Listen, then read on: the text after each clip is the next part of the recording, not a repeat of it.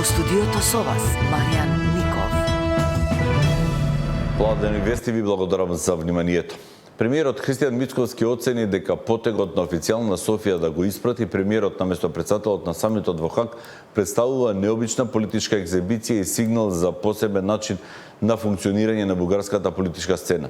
Според него, ваквите потези отвораат простор за иницијативи на високо политичко ниво, но и потреба од македонска проактивност во справување со длабоко вкоренетите регионални политики и стратегии.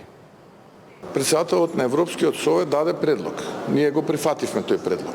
Одма, веднаш, без дилема, да се седне помеѓу двајцата председатели, фасилитирано од страна на Европската унија, за време на настан во кој што сме рамноправни, едните и другите. На тој состанок имаше идеја да присуствува и генералниот секретар УТЕ, представници од американската администрација и да ги скрстиме аргументите. Сега таму гледаме една екзибиција, можеби е таков начинот на функционирање на бугарската политичка сцена. Во Вашингтон, на самитот во Вашингтон, присутен беше премиерот, каде што бев јас присутен. Логично е да ротираат председателот и премиерот, барем таква е праксата. Затоа оваа година е председателот таму, председателката, тоест, Силјановска. И логично беше од страна на Бугарија да биде испратен председателот и тој беше најавен, во последен момент е испратен премиерот. Јас ќе се видам и ќе побарам состанок со председателката. Ако има било каква иницијатива на ниво премиер со председател, мислам дека и тоа треба да го прифатиме. Без разлика што не сум јас таму, и тоа треба да го прифатиме, тоа е мојот став. Убеден сум дека тоа ќе биде став и на председателката, бидејќи ќе изслушате моите аргументи. Ние мораме да бидеме проактивни и да покажеме дека не е тоа што се зборува, дека не е неколку стотини наши сограѓани што за себе на последниот попис велат дека бугарскиот им е мајчин јазик. Проблемот. Туку има многу поголем проблем. Тоа е политика стара децении, тоа е стратегија која што се пишувала, говорела, внимателно создавала и без квинслинзи овде кај нас, не можела да се спроведе. За жал имаше такви во минатата влада.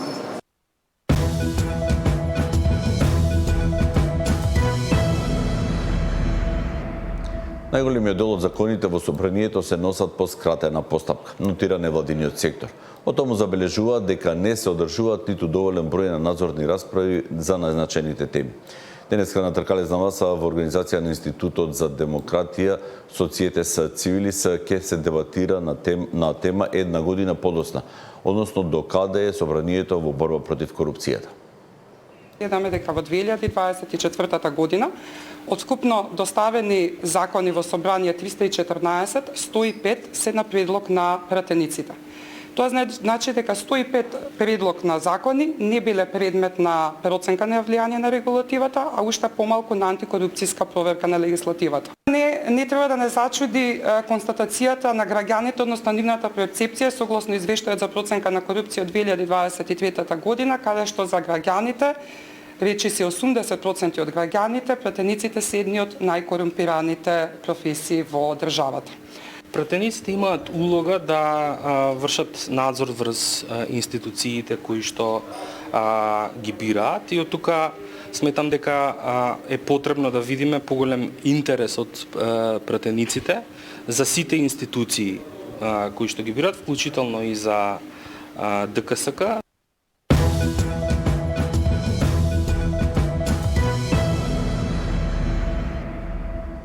109 граѓани за 3 дена од пуштањето на телефонската линија за повредени лица и нивните семејства, која е во директна комуникација со канцеларијата на претседателот на владата, ја искористиле можноста и доставиле своји барања и предлози. Ова покажува дека оваа линија дава резултати, дека владата е отворена за секаква сугестија и идеја. Како влада преку низа на мерки помагаме за помош на повредените и нивните семејства.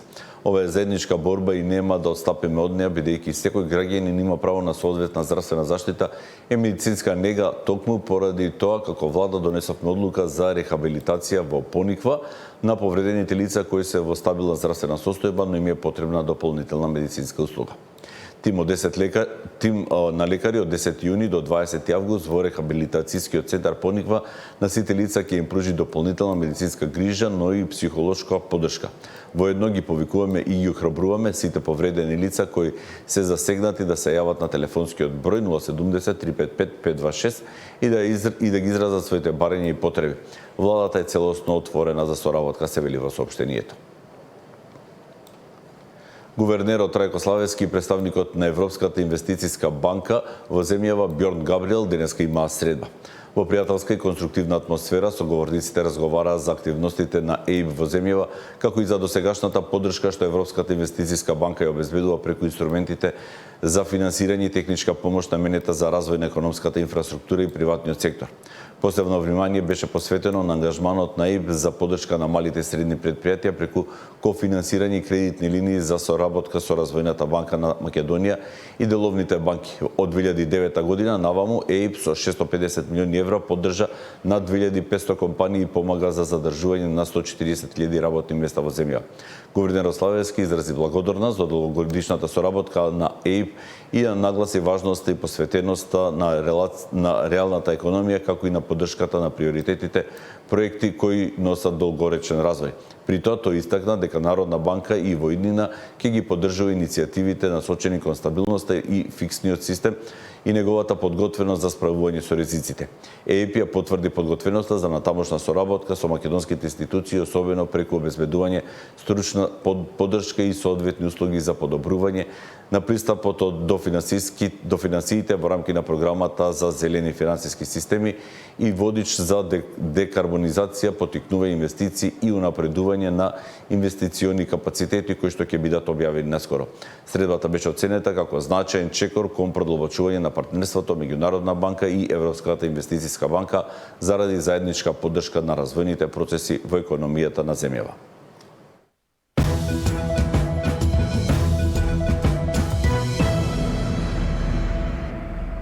Лицата со попреченост бараат да се подигне јавната свест, но не само на обичниот граѓанин, туку и на институциите за основните права кои треба да се почитуваат. Иако во Скопје и во Охрид преземени се чекори кон зголемување на пристапноста, лицата со попреченост не доживеале големи промени во останатите делови од државата. Лицата со телесен инвалидитет се уште се соочуваат со бариери и покрај сите заложби и натаму најголем проблем представува архитектонската непристапност на јавните објекти и институции, што им го попречува секојдневното движење и живење на оваа група луѓе. Тие не може да ги остварат своите права во здравството, образованието, да посетуваат спортски, музички и други настани. Ние говориме често пати пристапноста е таа основната и базичната потреба која што за нас телесните инвалиди е од најголема важност, бидејќи почнувајќи од незе, завршуваме со сите други најситни неопходности. Пристапноста е една од основните елементи и компоненти на меѓународната конвенција, која што ние имаме веќе ратификувано во нашата држава и во нашиот парламент, изгласано, меѓутоа, нејзиното практицирање и спроведување малку по-инертно оди. Иако во Скопје и Охрид преземени се чекори кон зголемување на пристапноста, лицата со попреченост не доживеале големи промени во останатите делови од државата. Че да биде на ниво на цела Македонија, бидејќи не се само инвалидите во Скопје. Има повеќе инвалиди на ниво на цела Македонија и секаде да се направат по другите градови да бидат пристапни. За едно лице за да искочи од дома неопходно му е пристапот за да може да излезе. И лице точно кое што ќе го придружува асистенти и така натака. А ако го нема тој пристап, него му е бадијала и да сака да, како што рековте, зашто некојаш се затварат и од тие причини што не може да се створат услов за да излезат, за да прошетат како сите нормални луѓе. Лицата со попреченост бараат да се подигне јавната свест, но не само на обичниот граѓанин, туку и на институциите за основните права кои треба да се почитуваат и упатуваат апел за поголема заложба кон преземање на конкретни мерки со кои ќе се зголеми и подобри интеграцијата во сите аспекти на политичкиот, социјалниот, економскиот и културниот живот. Нина Ритоновска, Сител телевизија.